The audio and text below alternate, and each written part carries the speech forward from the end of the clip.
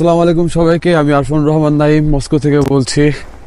আজকের ভিডিওটা করার মূল উদ্দেশ্য হচ্ছে, আমাকে ইতিপূর্বে অনেকেই আমার পূর্বের ভিডিও দেখে অনেকেই আমাকে নক করতেছেন যে ভাই আমি রাশিয়াতে কীভাবে আসছি, রাশিয়াতে আসার জন্য আমার কি কি প্রসেস ফলো করতে হয়েছে, আমি কি স্টুডেন্ট ভিসায় আসছি কিনা, আমি মস্কোতে স্কলারশিপ নিয়ে কিভাবে আসছি।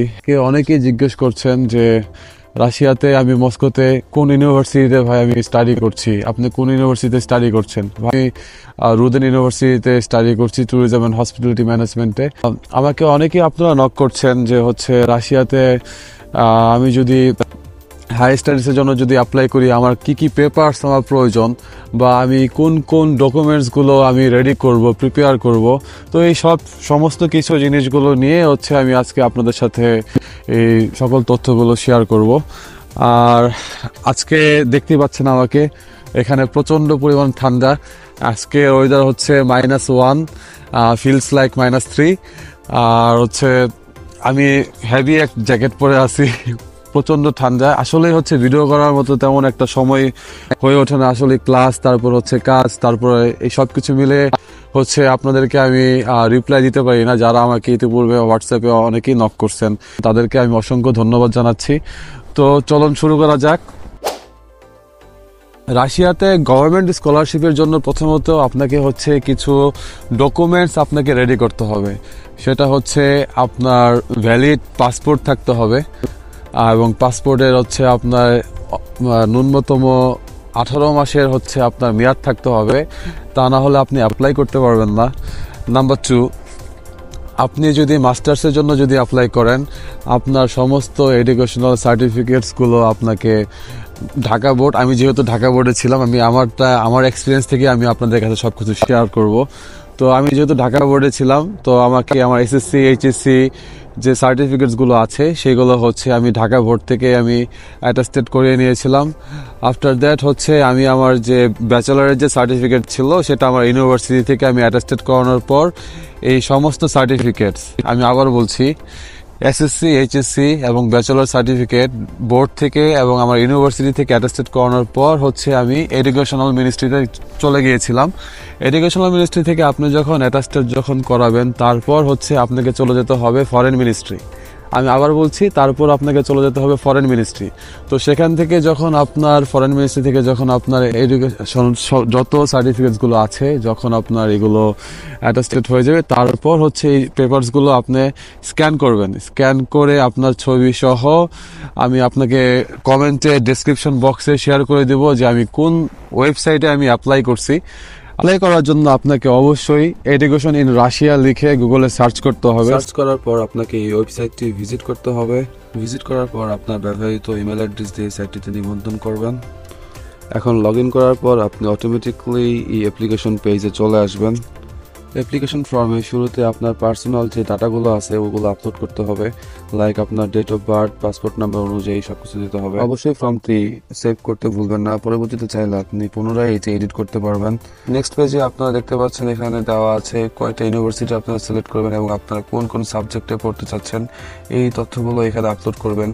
আপনারা কোন ল্যাঙ্গুয়েজ প্রফেশনসিতে পড়তে চাচ্ছেন এটা দিবেন। এখানে আপনার কি কি স্কিলস আছে, আপনার একাডেমিক কি কি কোয়ালিফিকেশন আছে, এই সমস্ত কিছু এখানে আপনাদেরকে অ্যাটাস্ট করতে হবে।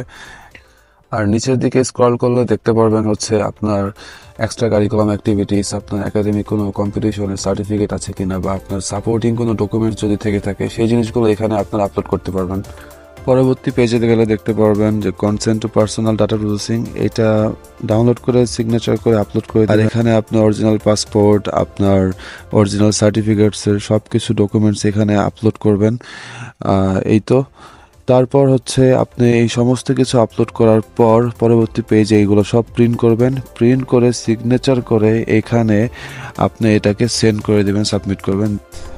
এরপর হচ্ছে আপনি যখন এই তথ্যগুলো যখন তাদের ওয়েবসাইটে যখন আপলোড করবেন, এটা হচ্ছে আপনার ফার্স্ট স্টেজ। তো ফার্স্ট স্টেজ হচ্ছে আপনার সিলেকশন প্রসেস। তারা আপনার সমস্ত ডকুমেন্টসগুলো ইভালুয়েট করবে, দেখবে। তারপর হচ্ছে ফার্স্ট স্টেজটা আপনি যদি পার করেন তাহলে আপনাকে ভাইবার জন্য ডাকবে। তো ভাইভাতে হচ্ছে আপনি যখন ভাইবা দিতে যাবেন এটা অবশ্যই আপনাকে মাথায় রাখতে হবে যে ভাইবার সময় আপনাকে অবশ্যই পরিপাটি হয়ে যেতে হবে। আপনি সবসময় চেষ্টা করবেন যে বি ফর্মালে যাওয়ার জন্য। এবং তারা ভাইবাতে আপনার ঘাবড়ানোর কিছু না। অনেকে ভাইবার জন্য আমাকে জিজ্ঞেস করে, ভাই ভাইবা হলে আমি আসলে ভাইবাতে আমাকে কি কি প্রশ্নগুলো জিজ্ঞেস করে থাকে, আমি কি কি উত্তর দেবো। আসলে ভাই এগুলো নিয়ে ঘাবড়ানোর কিছু নাই। আপনাকে সিম্পল প্রশ্নগুলো করবে, যেটা রাশিয়াতে স্টাডি করতে ইচ্ছুক। তারপর আপনাকে জিজ্ঞেস করতে পারবে যে আপনি কোন সাবজেক্টে স্টাডি করতে ইচ্ছুক, এই সাবজেক্টে স্টাডি করার পর আপনি কি করতে চান, আপনি দেশে এসে কি করবেন। এই সিম্পল কোশ্চেন্সগুলো আপনাকে জিজ্ঞেস করবে, ইংলিশে করবে। তারপর আপনাকে জিজ্ঞেস করবে যে আপনার যে সাবজেক্ট বেস, যে আপনার যে ব্যাকগ্রাউন্ড ছিল বা আপনি যেটাতে ব্যাচেলর করে আসছেন, হ্যাঁ, তো সেখান থেকে একটা দুইটা প্রশ্ন করতে পারে যে বেসিক যে জিনিসগুলো এগুলো আপনারা পারবেন। তো ভাইবা নিয়ে কোনো ঘাবড়ানোর কিছু নাই। তো আমি আপনাদেরকে একটাই সাজেশন দেবো, যেটা আমার অভিজ্ঞতা থেকে আমি বলবো, আপনি একদম ফর্মালি পরিবর্তী হয়ে যাবেন এবং ফ্লুয়েন্টলি, ঘাবড়ানোর কিছু নাই, ফ্লুয়েন্টলি আনসার করবেন। আশা করি আপনার ভাইবাটা অনেক ভালো হলে আপনার স্কলারশিপটা হয়ে যাবে। তো এখন আসা যাক, আমি ধরেন আমার স্কলারশিপ হয়েছে, স্কলারশিপ হওয়ার পর আমার করণীয় কি। এখন আমার যদি স্কলারশিপ যদি হয়ে যায়, আপনাকে অবশ্যই তারা আপনাদেরকে ফোন দিবে, ফোনে আপনাকে জানাই দিবে, আপনাকে ইমেল করে জানাই দিবে। জানানোর পর তারা আপনাদেরকে রাশিয়ান হাউস, যে কালচার হাউস যেটা আছে সেটাতে তারা জানাই দিবে। জানাই দেওয়ার পর আপনাকে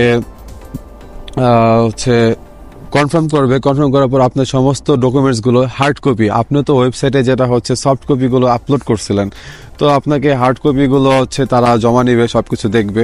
জমা নেওয়ার পর আপনাকে মেডিকেল টেস্ট করানো হবে মেডিনোভা থেকে, যেটা আমরা সবাই করে আসছি বাংলাদেশ থেকে।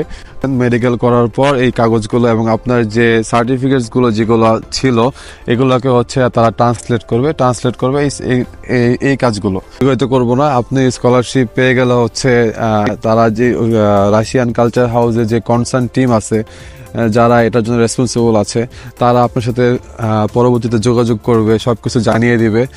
আর বিস্তারিত এরপরও যদি আপনাদের যদি কোনো কিছু যদি জানার প্রয়োজন থাকে ইন্ডিভিজুয়ালি ইন পার্সন, আপনারা আমাকে অবশ্যই নক করবেন বা আমাকে ভিডিওর কমেন্টে অবশ্যই জানাবেন। আমি অবশ্যই আপনাদেরকে সময় পেলে আমি আপনাদেরকে রিপ্লাই দেওয়ার চেষ্টা করবো। আজ আর নয়, সবাই ভালো থাকবেন, সকলেই ভালো থাকবেন। ইনশাল্লাহ পরবর্তীতে কোনো একটা নতুন ভিডিও নিয়ে আপনাদের সাথে শেয়ার করব।